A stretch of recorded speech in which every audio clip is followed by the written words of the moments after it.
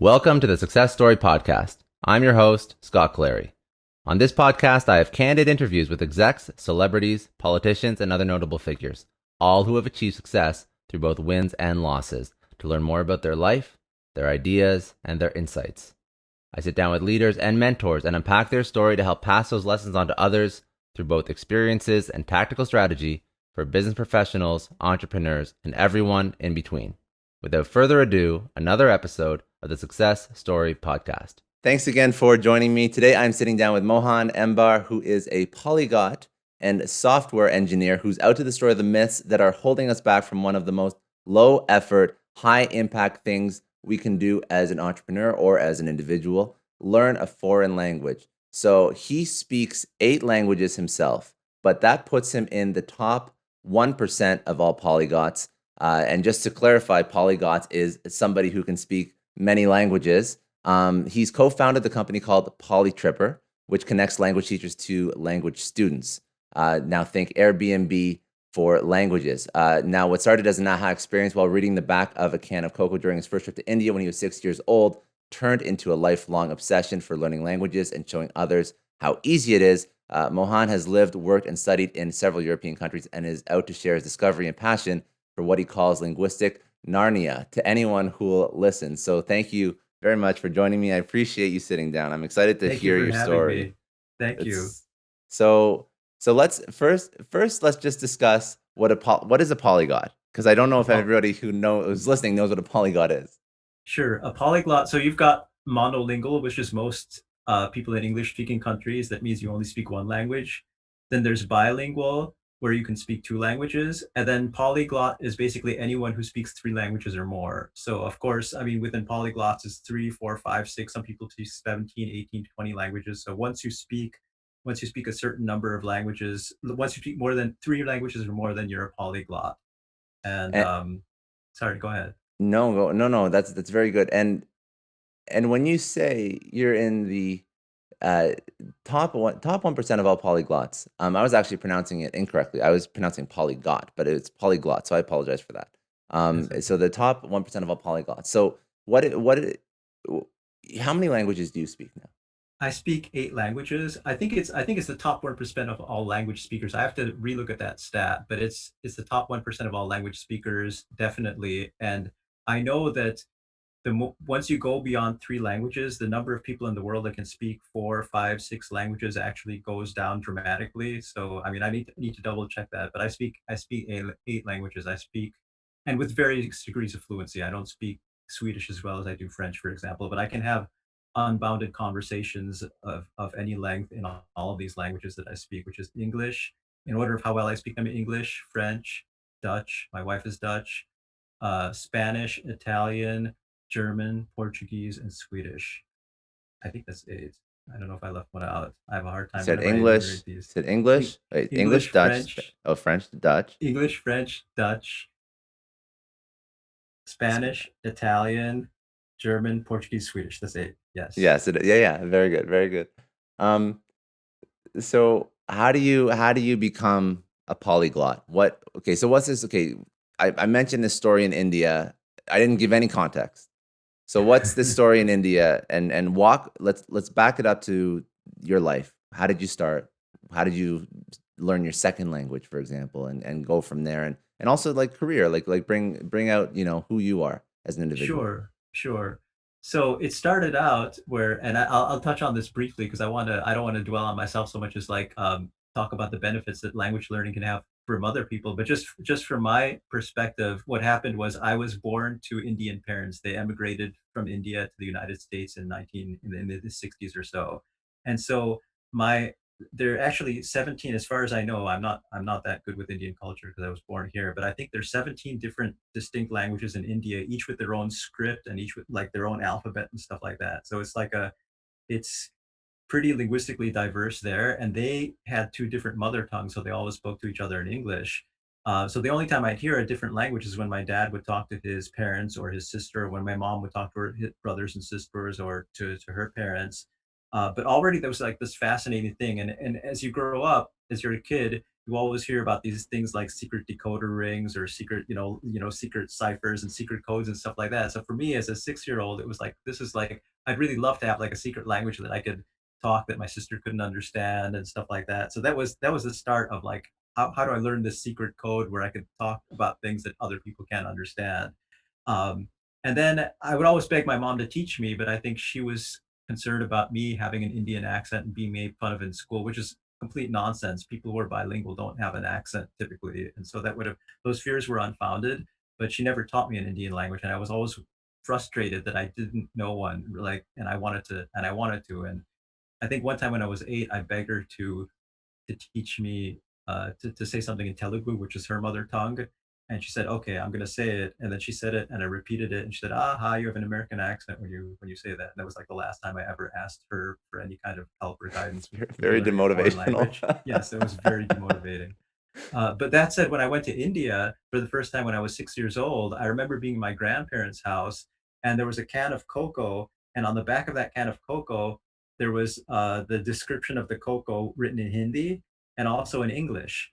And I looked at my uncle and I said, "This is a cipher where basically this word in Hindi is this word in English." And I thought it was like a one-to-one correspondence between the words in Hindi and the words in English. And he's like, "No, it doesn't work that way." And I was like, "Oh."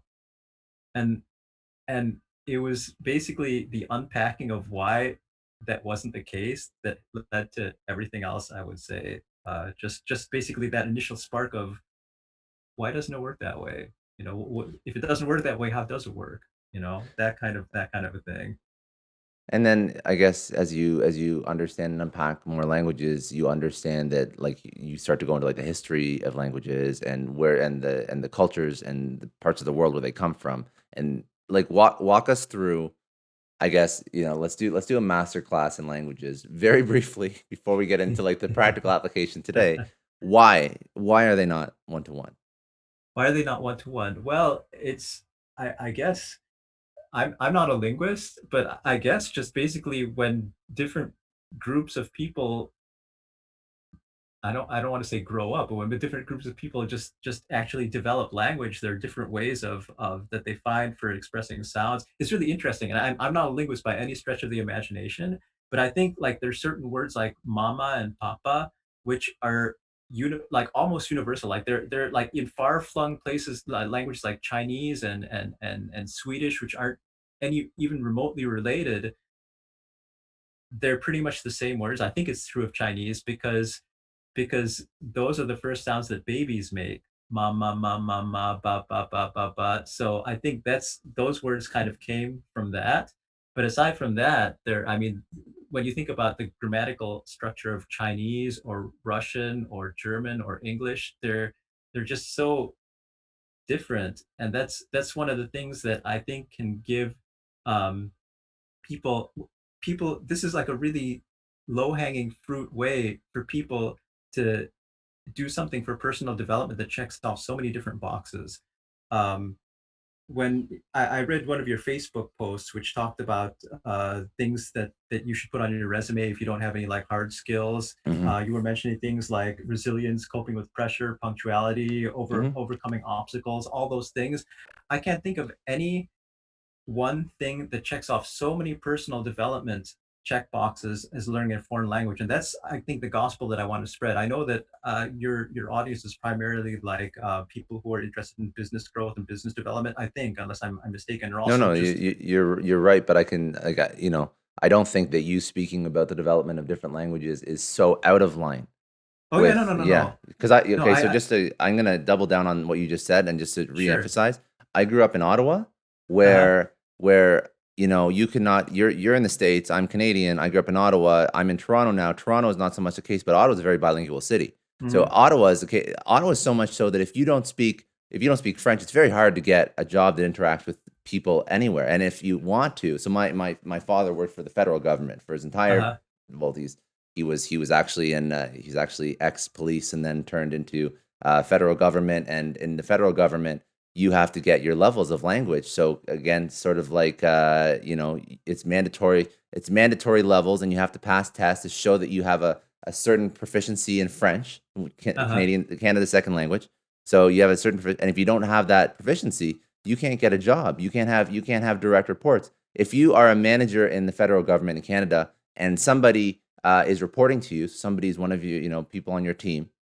If you don't have a proficiency in French, you won't get that job because they have the right to be able to communicate with you, both written and orally, through whatever type of language they deem fit, as long as French or English. So if you can't speak French, you can't communicate with your employees if one of your employees wants to speak French to you. I've So heard that they're really gung ho about that. Yeah, I they're, was they're in very Montreal gung just ho, recently. very Yeah, gung ho. So that's isn't one there? of the reasons I grew up speaking French, and I moved to Toronto for career opportunities when I was younger because I didn't want to deal with the language aspect. It Uh, was too much. It was too stressful. It was like it's something that I didn't know how to accomplish. Like I spoke French, but not at the level they required. So I'm like, I'm Interesting. just gonna change cities because bigger city, less hurdles with different languages. I can just speak English and just be fine. So that's a real Uh, issue in Ottawa, and Ottawa is not by any means like the center of commerce in the world, but it still is. If you grow up in that city, you better uh, prepare. If you want to get into most opportunities or most careers, you better be prepared to learn French, especially in the government. isn't that true? Like, isn't in Quebec there's a rule that businesses over a certain size have to speak French every It, day, like on a day-to-day basis when they're conducting their business? I heard something crazy yeah, like the that. language laws are a little bit nuts. There's a few different ones. So I don't know the laws inside and out, but I do know that Okay. just through casually perusing different newspapers and media stories, um, there was at one point laws where you had to have French signage. You had to have, like, if you had your storefront, you couldn't have like an English only sign. You had to have Uh, French like, and I think that there is something to be said. If you're over a certain size, like, you have to have so many employees that can communicate in French, and that was predominantly in Quebec. To be quite honest, I think that outside of Quebec, they don't have as such strict language laws, especially for private businesses. But I do know that uh, one of the main concerns was uh, not so much in Quebec. There are obviously English parts of Quebec, but Quebec is predominantly French. But in Montreal is a very diverse city, and there are mhm. parts of Montreal that are more English than Ottawa. So we're going through all these Canadian cities and whatnot, and people are listening and not from Canada. They may not know like where Ottawa is, where Montreal is, but if the second you go to Montreal, you will have parts of Montreal that are completely English neighborhoods, completely French neighborhoods. And imagine telling an English business owner in an English neighborhood that serves predominantly English clients that because they're in Quebec, they have to uh, abide by French language laws. And that was like a huge point of contention in a lot of political arenas and uh, whatnot. But yeah, so just I didn't mean to take you off track there. Apologies, but yeah, I've lived through the benefits, and to me it was an inhibitor, but I could understand the benefits of understanding more than one language for sure, obviously. uh, Yeah. I feel bad because it sounds like that was a source of trauma for you, and I think that for a lot of people who have taken language classes or have been forced into that kind of situation, or also have taken language classes in school, for example, like one of my pet peeves is the quality of foreign language instruction in the United States because when I love languages, and for me, they're a tool for human connection, and also I find myself kind of boring sometimes, and I love learning about different cultures and different people and different things, and so languages are a tool for that because they allow me to just see these other universes, these parallel universes. I mean, we don't have parallel universes in real life that we know about, but I think going to another country, actually speaking that language and seeing things from their point of view and being able to communicate them is the closest thing to a parallel universe that we'll get in this lifetime. And so it pains me whenever I hear stories for me who loves this so much to hear that you went through that experience of that being imposed on you, uh, where people were forced to learn the language for whatever reason, where people have had these really dry university classes. I remember when I came back from Switzerland, I did my year abroad in Switzerland, junior year abroad in the French speaking part of Switzerland. And then I missed that so much when I came back that I took a university language class with a person who wasn't native French speaker. He spoke okay, but he wasn't a native. And I remember just being so disappointed in that class. We were learning about this really boring as sin French literature, these philosophers like Voltaire and Rousseau, which is probably interesting for some people, but I just like talking to people. You as a podcaster, I mean, you like connecting with people. Here we were just like reading these things in like these French grammatical tenses that people didn't even use anymore because it was written in the 16th or 17th or whatever century that stuff was written in. And my God, it's I mean, people have such for something that can give people so many positive things and so many positive benefits, people have such a skewed notion of what this thing is, and you probably see that a lot as someone who advises people on business development. It's really easy. Anyone can say, "I can coach you in your business development," you know, and they're probably like about I don't know how many percentage of 90% quack coaches there are for like 10% gems, you know, and you have this in any profession. You have this in the medical profession, you have this in the computer profession. And the two common characteristics are A, it's really easy for people in that field to to speak in terms to lay people outside of that field that they're an expert and to convince them they're an expert when they're really not.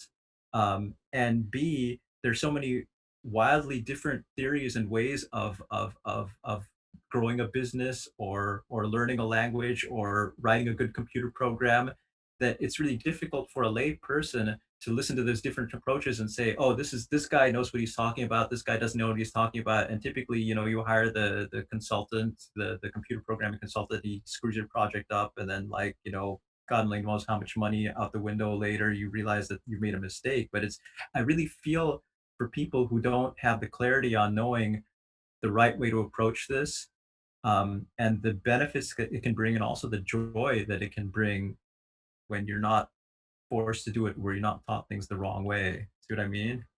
I think well, I think that's genuine passion. I think that's what genuine passion is. It's when you really want to help people, regardless of like monetary compensation, right? That's when you know you're doing something that you truly love. And I don't know if it was traumatic. I think that's I I don't know if it's I think I probably could have just tried a little bit harder, but and you know just made myself learn a language if I really wanted to get a job. And I'm sure that moving to a bigger city where there's more opportunities for me at least wasn't wasn't traumatic. It was probably like a little bit strategic as well. And if I wanted to stay in Ottawa, I could have figured it out. But I know that everything you're speaking about in terms of like these dry language classes, I felt that. I think everybody who's learned a language in a formal educational setting, I think has felt that to some extent. And let's understand like how do you learn languages, and what's the best way to learn a language? Why do you find that the way that universities teach it is just dry and mundane? What framework are they following?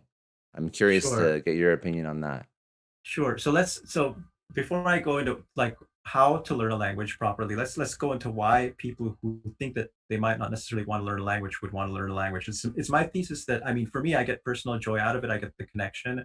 To share my experience when I went to Montreal, I hadn't been there since I was a kid, and so I wasn't sure to what extent I would be able to speak my French there with the people there. I thought it was going to be like this fake French or like you know that, but it was there were places where I was just totally immersed in like I went to some French speaking neighborhoods. It was like total immersion, and I loved it. I loved being able to communicate with the people there. I loved being able to see like and when they spoke there, sometimes their English wasn't even that great either. I mean, they could speak well, but it was clear that French was their foreign language, and they weren't just speaking French for this big of speaking French where they could have easily gone into English. Hmm. Sometimes their French was markedly better than their English, and so it was like a total immersion experience, and I absolutely loved it.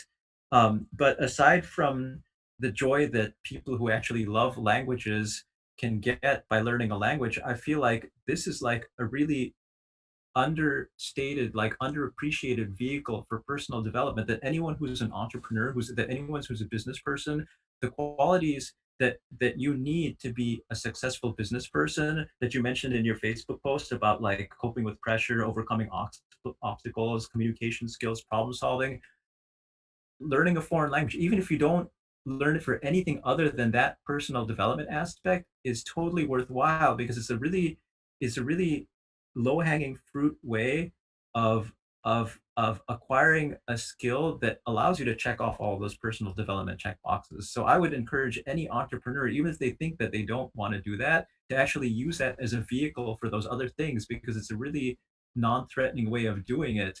and it checks off so many boxes at once. Not to mention the fact that, like you touched on, where it opens up more job opportunities in certain places, and even if you're not working in a place where they require the language there, I'm sure that if you put on your resume, I'm bilingual in French and English and French, or bilingual in English and Spanish, it's gonna jump out at an employer that, wow, okay, this person has this edge that other people don't necessarily have. And also, when you look at um, language from the point of view of increasing memory skills, they've done studies where they show that among people who get dementia, knowing a foreign language can actually stave off the onset of dementia by another 4.5 years. When I look at people who understand that brain development is something that's necessary, and now you have these companies where you can go online and make turtles jump over other turtles in order to increase your brain power. I just want to go through the screen and shake them and say that there's a so much better, more satisfying way of doing this. Instead of like making turtles jump over other turtles, you could be going online and talking to someone in Italy, or you could be going online and talking to someone in Chile or Peru or Spain, and actually having like human interaction that's developing your brain, that's giving you all of these soft skills that you mentioned in that Facebook post that you need as an entrepreneur, and having so much more fun than jumping over turtles. So that's really why I think that people should look at this really often ignored way of doing personal development. And then to touch on your point as to how to learn a language, definitely not the way that you learn it in high school, in most high schools and universities. And like I said, I don't know if I'm being unfair to these teachers because they're hamstrung by the curriculum requirements. I don't have the clarity on that to know what they're actually going through as far as satisfying the curriculum requirements. When I actually look at the way this thing is taught, it's really taught as really like this dry, sterile thing where you have to memorize a bunch of grammatical rules that you're going to forget the second you walk out this room, to be able to read these boring works of literature that are completely irrelevant. Well, I don't want to say irrelevant. I don't want to just through literature. Obviously, a bunch of people have decided that literature is important, but I mean, But I it's not personally, accomplishing the goal of learning a language. It's a cultural. It's so I've actually just to highlight that because I don't want to mince your words and I understand exactly what you're sure. saying, but I want to clarify. So when they teach in school, I think they teach the verbal, like the oral, like the speaking. Then they teach the proper grammatical structure so you can write it, and then they teach ancillary works that just like complement from like a cultural or point of view that sort of have helped to reinforce and bring like the whole culture and language forward Hmm. over history. So all these buckets are important, but I think that it's the 360 approach that dissuades people from learning something that is a little bit more applicable in most people's lives. Most people are not going to quote Voltaire. Most people don't need to write a thesis paper in plus que parfait like French, right? Like they don't, like there's all these different things that you learn in school that are not applicable. And listen, this is a much larger conversation. I would love to have a conversation about the things you learn in school that are not applicable in your day to day. But I think that language, if there was a focus on speaking as opposed to, because if I go to Germany, if I go to France, if I go to I don't know if I go to like Beijing, like, I want to be able to speak with people. I would also love to be able to write, but I'm probably only there for like a week, 2 weeks, and I probably want to be Hmm. able to converse casually, order food, like go get directions. Like these are things that as a tourist, as somebody who is just trying to sort of break in, I would love to do. But instead, I'm just either being obnoxious and just speaking English to people that obviously can't understand me, or I'm relying on like an app that translates in real time. And that's that. uh, Those are like my options as me. And I try and be sensitive, and I love to learn stuff, but it's like it, I wish there was an easier way to do it. So that's kind of where you're saying like schools do a 360. It's great if you want to understand everything about it, but for a lot of people, that's not the end goal, realistically. I don't even. I think schools touch on a number of important things, but I'm not even convinced about the 360 part, because I know people that study their Spanish as their major. They can't really speak Spanish. I think some of the focus is on the oral stuff, and I think here, for example, in Santa Barbara, there are a lot it's a lot better than it was in Wisconsin because in Santa Barbara there are a lot of native Mexican speakers who are teaching in the schools versus I think those people are harder to come by in places like Wisconsin. Hmm. That said, it's really easy to what extent you can hide behind literature and term papers and final exams and stuff like that as like a crutch for actually not being obliged to speak. And that's one thing I really find missing when I through all my university classes, through all my high school classes, there was never one moment. I think if there had been like an actual German person there that I had to talk to, and I was just put in a room with that German person, it's like if you don't find a way to communicate, then you're not going to be able to say anything interesting.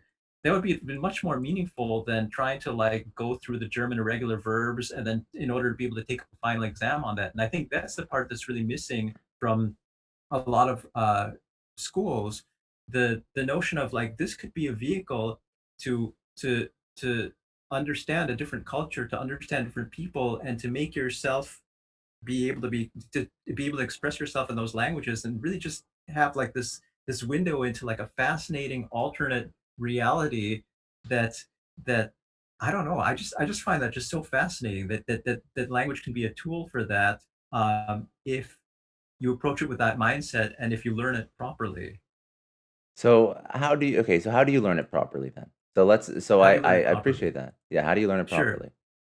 That's a very good question. So first of all, you have to start with your personal goals because everyone has different reasons for learning a language. And that's one thing. We did a Facebook Live yesterday, and then I got the question from one of our listeners.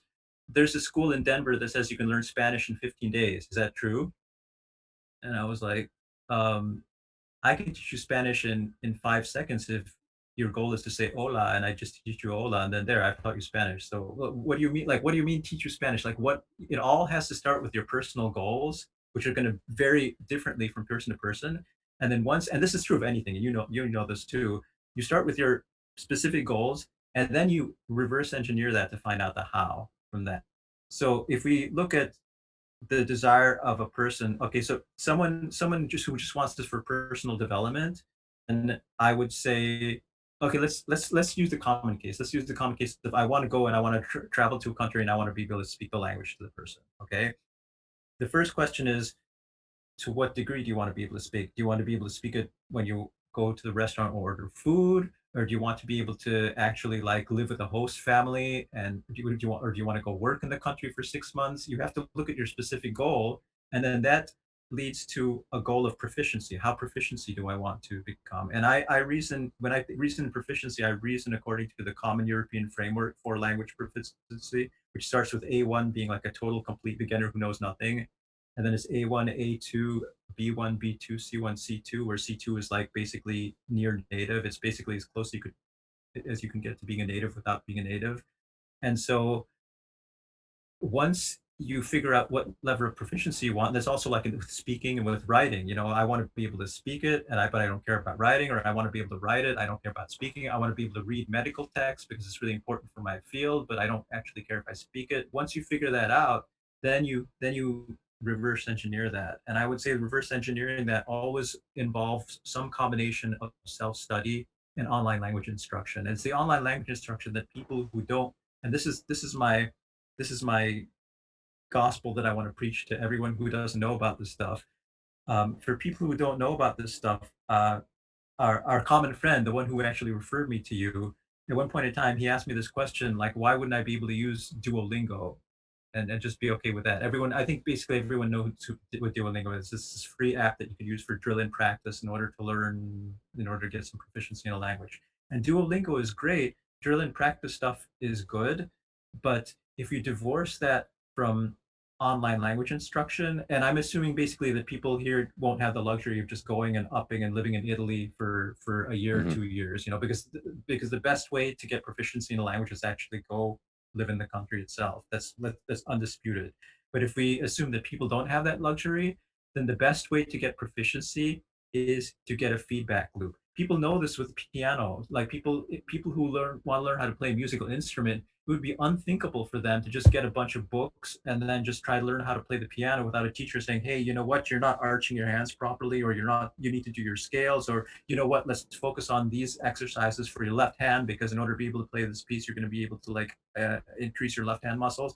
That's literally obvious for people who have taken music lessons, who have like forced their kids to take music lessons. They know that this feedback loop is necessary, and yet people will go for months or years if they actually stick with it for that long. And that's another thesis of mine, because the as you know, with any learning any new skill, the most important thing isn't this technique or this technique. The most important skill for something that you are not forced to learn is to not lose interest. That's the most important thing. If you lose interest, you're going to stop, and then it's game over. So that should be the overarching thing of anything that you're forced to, anything that you want to learn that you're not forced to learn. How do I find a way to not lose interest? That's number one. Okay. And then within number one, it's reverse engineering your goals. And then with that, it's I need the feedback loop. It's actually absolutely insane to think that you can do this on your own without a feedback loop. Because if you're just imagine, if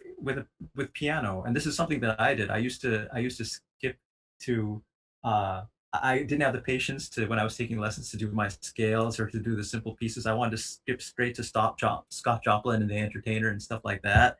And once I managed to just, it's like freaking, I'm just gonna do this, spend several weeks on it, and I learned how to play Scott Joplin. I learned how to play the Entertainer, and I went to my piano teacher with that because she had basically given up on me, because I never used to practice. I would never She'd give me these assignments, and I would never practice them. And I'd just come there and we'd just be doing the same pieces over and over again because I would never practice them. And then one day I said, "Oh, I can do Scott Joplin," and I played the Entertainer for her, and she was both impressed and horrified, because she was impressed that I actually like was able to like muscle my way through it, but horrified because my technique was just so god awful horrible. I was just really just using my putting my fingers in the wrong place, and doing things that were, instead of doing other things. And you could just see the look on her face, like, how am I gonna get him to unlearn this stuff now so he can actually play this thing properly, because he's just reinforced his bad mistakes over and over and over again without actually learning, just having the little tiny point interventions along the way in order for me to be doing that properly. And so that's why people who think that they can do this alone without any kind of feedback loop are just missing the fundamental truth that this is the kind of stuff that you can't do without feedback loops. And B, they're also foregoing a very big opportunity to have like an additional degree of human contact and also accountability. There's some, when you look at like, it's not maintain 8 languages, and there's weeks that I neglect some more than others. And when I look at, for example, Swedish is like one of my most probably unloved languages. Like I said, I can speak it enough to have like a unbounded conversation, but I don't focus on it as nearly as much as I could, because like in some ways it's more thankless than the other languages. Like all Swedish people think they have the God-given right to speak English with other people, and with a few wonderful exceptions. There's some actually wonderful exceptions that I hope, if they're listening to this, that they know that they don't fall into this category of those Swedish people. But unlike Spanish people and Italian people, where if you just make a little bit of effort to speak their language, they're like, "Oh my God, that's so amazing! Good job, go get them!" Swedish people and Dutch people are like, "Why are you doing this? We all speak English. Like, why would you ever want to do this?" And that can be extremely demotivating. That said, I found a couple of wonderful exceptions, and like with the Swedish person that I do my biweekly conversations with, he's basically the only reason that I'm making forward progress, because there's I would say most weeks I do absolutely nothing except talk to him, and that's the only forward progress I'm making. And I know for a fact that if he were not in my life, I know for a fact that if my Italian teacher, who I meet religiously every Sunday at 9 o'clock in the morning, regardless of how stupid I was the previous night and watching YouTube videos till 3 in the morning, and it's like, oh my God, I want to cancel this because I'm not going to get enough sleep. No, it's like a gym buddy. It's like an accountability partner. You have to show up, and if you have to show up, then it's it's it's an accountability partner. It's a reason to actually to make forward progress, even though you would have probably been inclined to like drop that or give up on your own. So that's what I would say. A combination of to go back to answering your question, which is like a roundabout way of doing it. I would say reverse engineer your goals and then find some combination of self-study and an online language partner, unless you're able to live in the country, which is highly unlikely, that will allow you to achieve your goals. Does that So answer your so question? it definitely answers my question. And how does PolyTripper accomplish this? Because that's, I'm assuming, what your software, what your company is achieving. So you're trying to create all those points, or you're trying to touch on all those points that help reinforce the right behaviors, help bring accountability, and you bundle that up into something that is not just a type of software that, like you mentioned, I can't remember the exact verbiage you said, but you said where it prompts and then you respond, and that's the only interaction you have with the software. So how does PolyTripper? Because I referenced it as like the Airbnb of language teaching. I don't know if that's accurate or not. Oh, it's totally accurate. So Yeah, yeah, so yeah. how does the software actually accomplish that? So what lay out how it actually works if I was gonna like sign up for it, what does it do? Um, Sure, sure. So the term you were looking for with apps like Duolingo is drill and practice, which Drill and definitely practice, has yeah. its place, but that those are actually a sterile thing. So with PolyTripper, what you do is it's like an Airbnb for language teachers and language learners. And so, say you're learning Spanish, you would go online and you could basically all the teachers, people who want to teach, and we have two types of teachers. We have professional teachers and informal teachers. Um, Anyone can sign up to teach a language on PolyTripper if they speak a language natively or also non-natively. People can, like, there are Italian teachers who teach English to other Italians, so they can sign up for our site too. But they basically you anyone can sign up that we accept, and they indicate whether they teach professionally or informally. Informal teachers have no other obligation other than to be able to engage their students and carry on a conversation in their native language. So anyone off the street could say, I want to sign up to be an English teacher, and we would accept them probably. If they, I mean, obviously wouldn't accept them if they, you Yeah, know what I yeah. mean. Yeah, Basically, yeah, you yeah, know, we yeah. would accept most people. Professional teachers have an additional requirement that they be able to create more structured lessons for their students. And also, we require some professionals to handle total beginners. So, if you were a complete beginner with Spanish, I'm not saying that you couldn't use an informal teacher, but chances are, I've seen informal teachers who sign up and say, I don't do grammar. I don't actually know grammar. I mean, how well are most English people able to explain the grammatical rules of their language? So I that's the know I same with, can't. To like yeah. maybe some, but like really, if you're gonna drill me, I probably wouldn't do so well. Exactly. So if I were to ask you a grammatical question, you would be able to answer, but that wouldn't mean that you wouldn't be able to be a valuable conversational partner for me as Mhm. an informal teacher. So we have those two mix of teachers, and the teachers can sign up as a professional. Unlike competitor sites, we actually interview all of our professional teachers, and this goes back to the point of us being passionate about this. This isn't just a business for us. People are not just numbers for us. We really want people to have a nice experience on our platform because we want people to experience some of the joy that we felt when we've learned a language.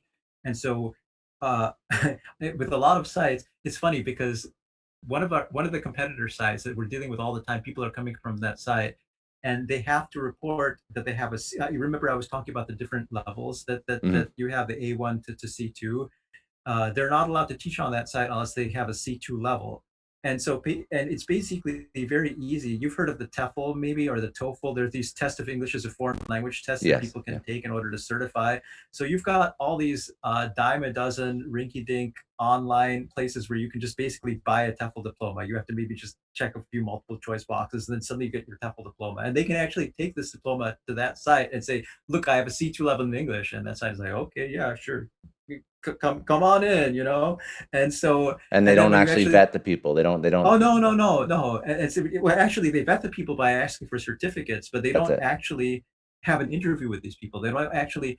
I've heard the interview process of that company is basically like the Zoom call where you have, like, tiny little squares of a whole bunch of people showing up at that Zoom call where it's just basically like an orientation session versus actually vetting the people. So we vet anyone, first of all, that says that they want to be a professional teacher, and anyone that says that they have a C2 level in English, because I'm very protective of my language and people misrepresenting my language, especially because of the ubiquity of those fake, not fake, but those rinky-dink TEFL diplomas that you can get online. We've actually had to like break the news to several teachers who were signed up as a C2 on that other site. That dude, you'd be You're a not. great teacher for our Yeah. site, but you're not a C2. So either you bump that down a level, or you say you don't teach English, but we won't accept you if you say that you're a C2 in English, or and other languages too.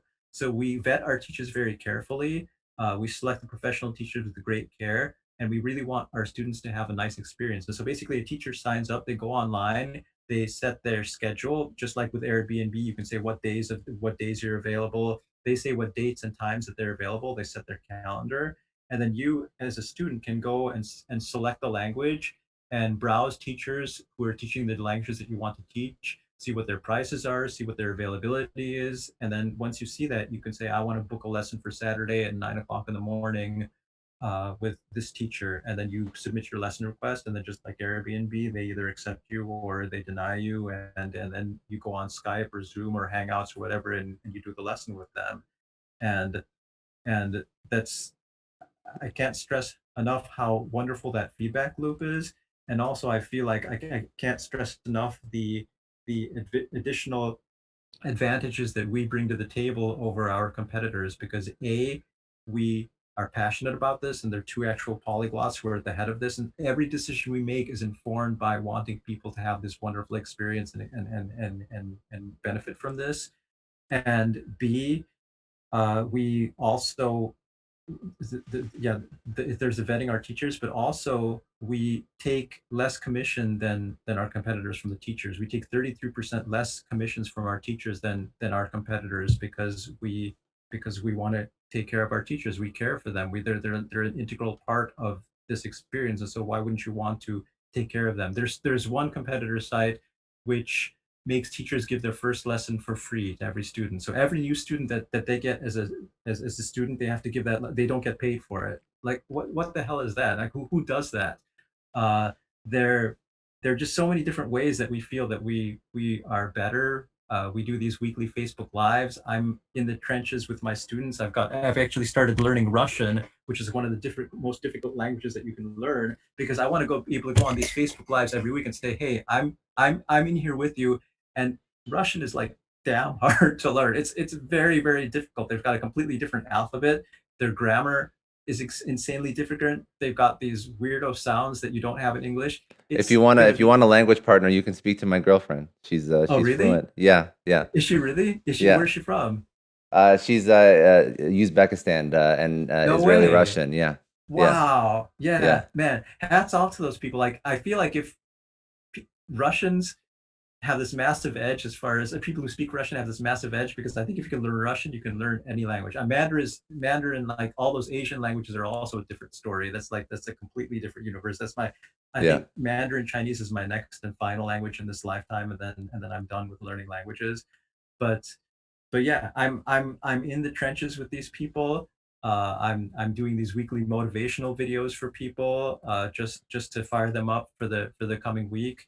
And we treat our teachers better, and also we listen to our students and teachers. There's this one competing platform that had this one um, really amazing feature called instant tutoring, instant lessons, where instead of booking a lesson in advance, you could just go on and see which teacher has turned on their instant lesson switch and just instantly book a lesson with them and have half an hour lesson with them on the spot. And then one day they dumped this feature and people were up in arms. They're like, why did you do that? And they were like, yeah, we'll replace it with something better at some unspecified point in the future. That was like over a year ago. People are still in that conversation that are like, what is that thing that you said you were going to replace that with? Where can I go to find instant lessons? Everyone who's listening, we do instant lessons. We come to us because we do instant lessons. And so I think with a combination of like being polyglots who love this stuff, with me being in the trenches, with us screening our teachers very carefully, with us paying them, taking 33% less commissions for them, and then us actually listening to the feedback of our students and teachers as far as like what the platform would want. We just recently rolled out 2 features yesterday, which allowed people to book to teachers to actually configure the time before which they want to accept a lesson. It used to be 24 hours in advance, but we made that 12, 24, and 48 hours. configurable by the teacher because teachers wanted that and we actually listened to them versus saying, oh, we'll send this to our dev team and they'll prioritize it or something like that. We really hope that a combination of all these things are the reason that people would want to choose us over someone else, and also the understanding that you guys really, really, really need this feedback loop. A, in order to make you not lose interest.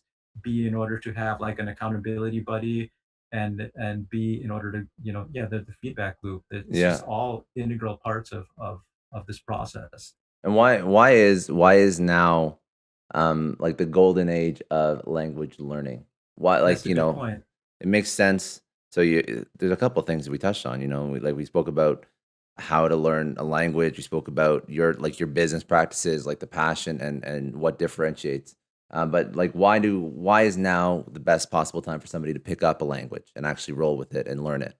That's a very that's a I totally forgot I wrote that, and that's a good point because I've been doing this for a long, long time. I mean, I know I have these youthful good looks and everything like that, but I've been doing this for a long time. And so when I was learning languages, like in the early '90s, for example, it was such a different. I mean, I remember when I came back from France in 1994. We bought this video camera in France, Wanda and I, and we came back, and I bought a car in North Carolina because I didn't want to buy a car in the Midwest which had corroded, salt, everything just messed up and everything like that. So I bought a That's car in smart. North That's very Carolina. smart. Yeah, it was really cheap used car, and then I drove it to Pittsburgh to visit my dad, and we were filming the whole process. I met his girlfriend for the first time, and we were filming it. And at one point in time, I was getting into a fight with my dad because he thought a raccoon was a rodent, and I didn't think a raccoon was a rodent.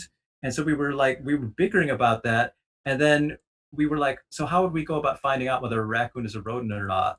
This is 1995, and we all paused, and then his girlfriend was like, "Well, there's a bookstore down the corner. I guess we could go there and try to find." I mean, so just think about what that universe was like, and that's the universe that I was doing my language learning in. I would buy these method cassette tapes, and I would just read the cassette tapes, and that feedback wasn't there. And when I actually wrote this guide for people to how to learn a foreign language in 1994, and my tips and tricks were get a method with books and cassettes. Try to find a video in the foreign language section of your video rental store. Buy a shortwave radio because you could definitely pick up maybe foreign language broadcast with the shortwave radio. This was my universe back then, and just a plethora of videos on YouTube, the ability to actually go online with the ability to do what you and I are doing right now. Just talk to each other, and I can hear you. I can hear your Canadian accent, actually, and Oh no. and I love the Canadian accent, by the way. But I just the ability to do this. I When I went to Italy, my original plan, because when I did my exchange program in Switzerland, what I did was I took a university language class the year before in French, and then I met up with a bunch of French people, Swiss people who had done the exchange program in the other direction. I just palled around with them, and I made friends with them. And then I went to Switzerland, and I took three-week language courses at the university there, and they were with a bunch of foreigners, and we were all just kind of muddling through this together and learning this together and so on and so forth. And that was my dream for Italian. I thought, with Italian, I'm going to do the same thing. I'm going to go to this group language class with your foreigner in Italian, and that was my lifelong dream. I just didn't have the time, and I didn't find the spot in my life that I was going to do that. But that was the plan for years and years and years. And then I discovered online language learning, and in 2 years, just with self-study and with the online language teachers, I was able to get such a good level of Italian that it no longer made sense to me to that as my goal to go. Actually treated myself, I rewarded myself with having achieved a certain level of proficiency by going and doing like a week-long language class in Genoa, Italy, at a language school. But I had to get a private teacher for that because it wouldn't have been satisfying. And they agreed with me that the level I had achieved even before I had ever gone to Italy to take the language class was just so great that I achieved over with the online language learning that a private teacher was the next logical step in that progression. And the fact that you can get that level of proficiency, the fact that you can get that feedback loop, because the feedback loop was the thing that was missing 25 years ago. The fact that you can get that nowadays with video conferencing is amazing. If I had known that this was the way things were going to shake out back then, I would have just been so excited. And a lot of people, when you're actually in the midst of like existing technology, you don't realize how amazing it is and how many doors that opens up to what was previously possible.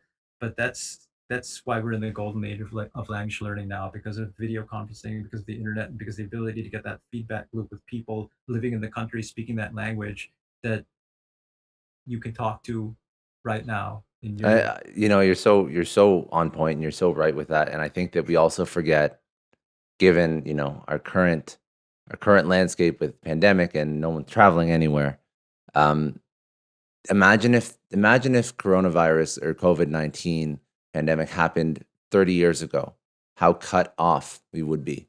And God, and yeah. I think that we're understanding, and people are being forced to understand that and use new technologies. And there is I say this with a lot of disclaimer as to there's no benefit to obviously COVID-19, but saying that the benefit to COVID-19 is people being forced to adopt new technology, learning how to transact internationally, learning how to conduct business remotely, learning all these new skills that are quite literally going to like change business forever. So Mhm. that is the end result of COVID-19, and I guess the ability to connect and feedback loop and learning and access to information and everything.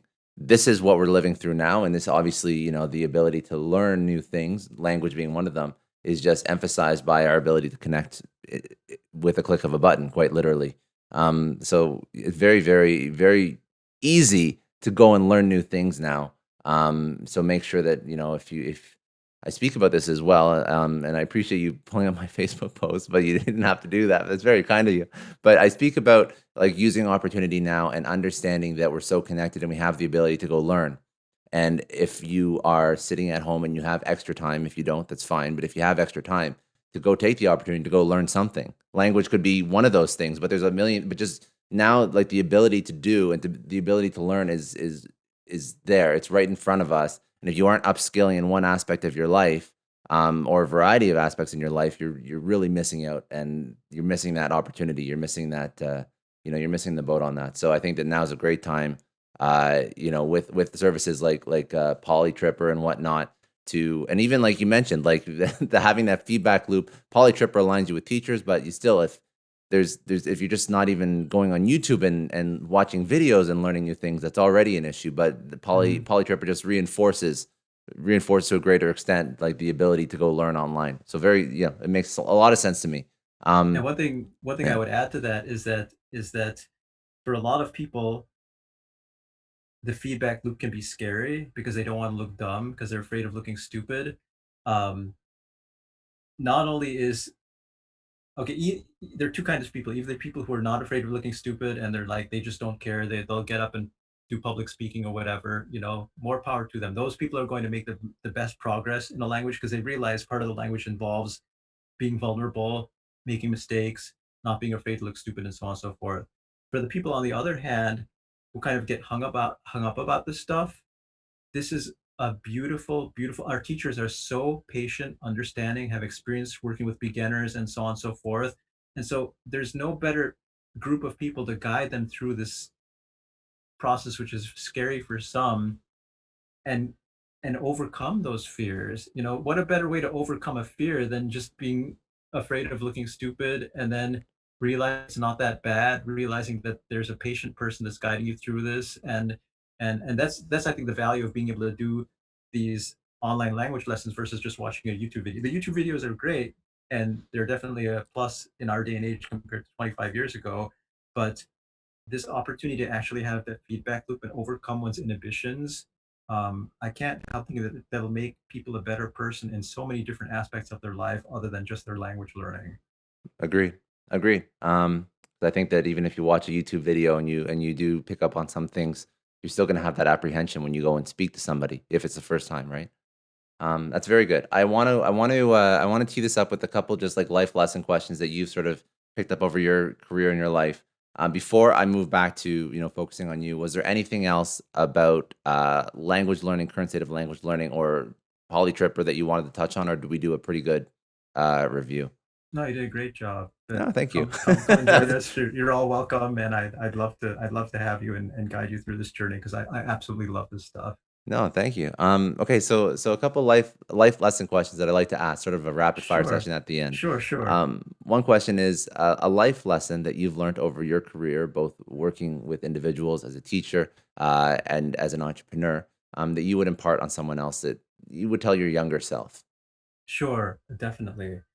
I think one of the most important life lessons that I would teach to people is if you're not an expert in something, then you're high and it's going to be difficult. We talked about this at the beginning of the conversation, but when you're not an expert in something and you're seeking guidance from people who are supposedly experts, it's very, very, very difficult to actually figure out the BS people from the real deal. And so basically do anything you can to figure that out before you actually hop on the train with an expert and then start taking that ride with them, because you could waste so many years of your life going down the wrong path or being led by the wrong mentor or doing the wrong things. That's what I would tell the younger version of myself. I don't know if I've completely articulated that. No, I think that was very well put. I think that that's great advice because I also always speak about getting a mentor and mentors in different aspects of your life, which is a great thing to have. But there's a lot of people that are foolish, like they're full of it. So you have to Yeah, make sure that you align with the right people. it's so And difficult. it is difficult. It's very difficult because another side effect of internet and online and being able to go online is people have the lowest barrier to entry to putting themselves out there. Yep. So you have to be very careful when you're paying somebody anything for any advice ever. I think that that's probably I find so for me, it's funny. You mentioned I just want to touch on one thing. I don't mean to take away from that Yeah, point. no, It's a very no. good point. Take all the time you need. But like for myself, I've even found it hard to I've done consulting work for companies in the past and I even find it hard like when I build out like my brand online to to monetize it. Like when I put out podcasts, I put out YouTube videos, I put out social even after I've worked in so many different companies, I've worked in so many different environments, and I'm sure that a lot of the stuff that I do could be monetized. But I feel like there's like a negative energy that comes with people that put out paid monetized online information that I just don't want to be a part of. And I don't know how it's a shame, but I think there's a lot of bad actors out there. That's really my main point. So I think that if you are paying somebody for some advice, it could be online or offline. I think that both of them have their bad actors, unfortunately. And I think you mentioned a really good thing. And I don't even know if it was recorded, but you said it was like 10% of experts actually know what they're something like that. I can't remember the quote, but it was a good point. But that's just due diligence on everyone who you subscribe to, including I think anything that you listen to here, like any of the people that come on the podcast, anything that I say, like just like I don't know what I don't know. I don't know everything. I hope I I hope I have some advice, but I don't know everything. So like everyone who you take advice from, just make sure that you do enough due diligence that you get some like sound grounded advice and you can find other people that can hopefully speak to their efficacy. I think philosophically speaking, I think cracking that code of trying to figure out the BS people from the real people, if we were to be able to crack that code somehow, that would be the most destructive thing I could possibly imagine. I know that things like Yelp and stuff like that are just taking a swing at that, like a Hmm. really kind of small baby swing at that. But what if they're a way we're a way of like looking at all these business development people and saying, oh, you know what, this is the right person, and it's actually proven. Like I don't know, like I don't know any other way of doing due diligence right now is just doing a whole bunch of reading and research and stuff like that. And in the end, it's like a coin toss anyway, because Yeah. you do your best and you don't know what you don't know. That's the problem. So you just pick someone. But what if somehow that code were crackable? I don't know. I'm just. I think a lot of people would lose a lot, a lot of money if that code was crackable. Can you imagine how many like investment advisors would lose their job when people realize? Yeah. I mean, Warren Buffett says just there was this one. I'm going off on a tangent here, but Tim Ferriss, you Yeah, know yeah, I Tim know Tim Ferriss. Ferriss. Yeah, yeah. So there's this one thing that he talked about where basically he got into the meeting of the Berkshire Hathaway, and he had it all planned out where he was going to uh, figure out the most strategic microphone in order to be able to ask Warren Buffett this one question. And he did it, and he got the one, and he calculated this, and he actually got the question, and he triumphantly went up to the microphone, and he said, if you were an investment advisor, if I had $100,000, what are the actual asset classes, specific asset classes I would invest in for blah blah blah blah blah. If I just got this inheritance, I didn't have to go back to work. And Warren Buffett looked at him. He said, "Just buy an index fund and invest in the S&P 500 and go back to work." And if most people knew that just investing in the S&P 500 were like the best investment strategy instead of like Mhm. listening to all these investment, just imagine how many people would go out of business. Well, the People S&P actually need. 500 has traditionally outperformed almost every investment advisor ever historically. Right, right. So, right, It's and just such a simple truth, that and yet and yet these investment advisors are still in business. Like it yeah, just boggles my with mind. billions, trillions of Yes, of yes, assets under management, So, yeah, it's interesting. Life is interesting. Anyway, that's a whole other conversation. yeah. All right, and last question I like to ask is one resource. Could be book, podcast, Audible, person that you have read, consumed, listened to in your life that you would recommend people check out. That's a good question. One resource, book, podcast, everything like that. I would say, for me, it's like a my two biggest idols are Warren Buffett and Dave Brubeck. And Dave Brubeck is a jazz pianist, and he has nothing to do with business development or anything like that. But but the takeaway that I get from both of those people were like in two different lines of work is like I saw a concert with Dave Brubeck and he was 86 years old. He didn't need to do this. He didn't need the money. Warren Buffett doesn't need the money. He feels like he says he feels like he's tap dancing to work every day. People that have actually, because there are a million different ways to make money in this lifetime. There are a million different ways to earn a living.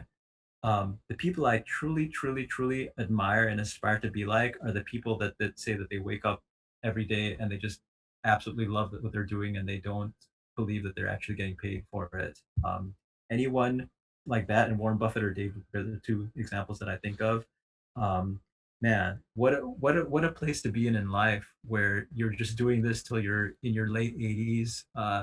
You could have stopped a long time ago, but you don't because you're actually loving it, and money isn't an issue for you because you found the sweet spot where your passion aligns with what people are willing to pay for.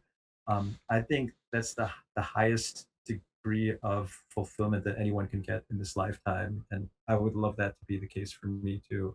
Yeah, that's incredible advice, and it's not so much like a resource, but it's just like a person to emulate and aspire to live your life similar to the way that they've been able to set up theirs, and it's difficult for a lot of people, of course, to be able Yeah. to just pursue your passion. You Yes. can't be naive about that, but you still have to say like that is something to definitely aspire to, whatever that looks like in your specific circumstance. I think that's very good advice.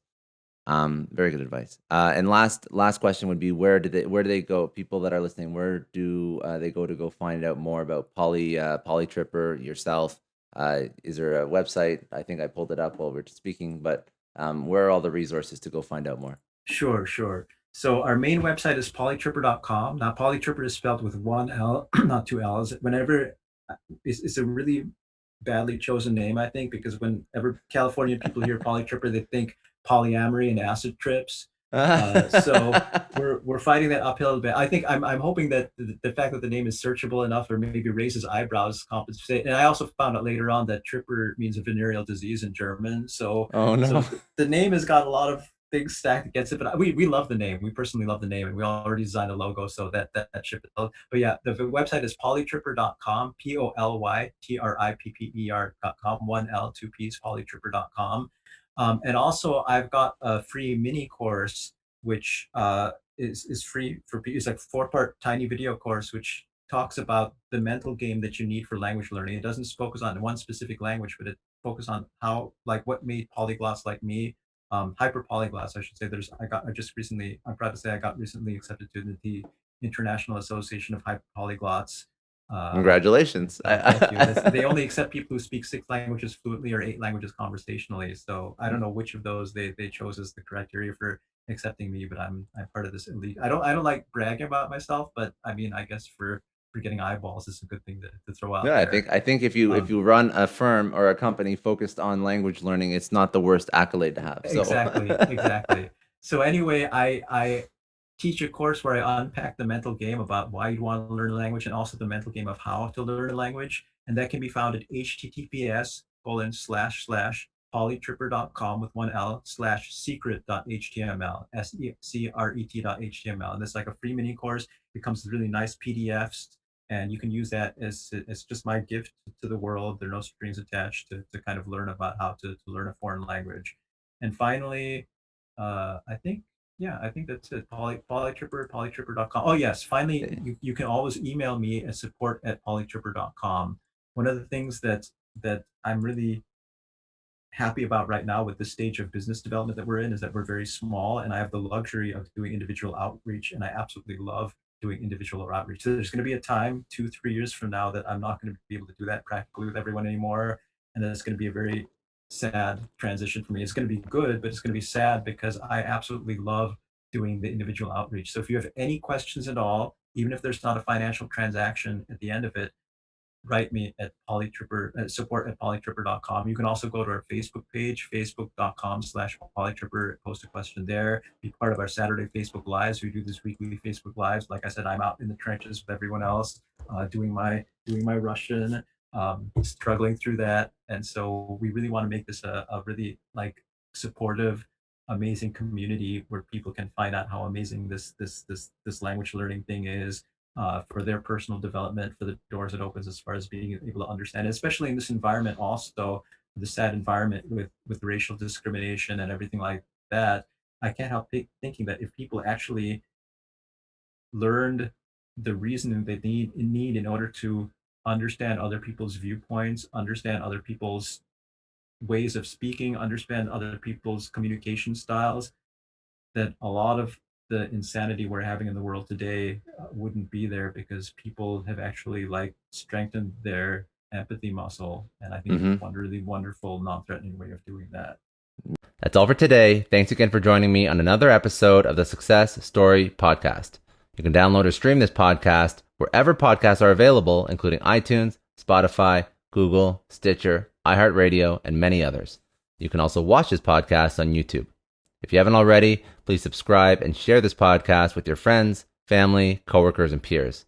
Please leave us a rating on iTunes. It takes about 30 seconds, as it allows other people to find our podcast and lets our amazing guests reach even more people with their message. And remember, any rating is fine as long as it contains 5 stars. I'm Scott Clary from the Success Story Podcast, signing off.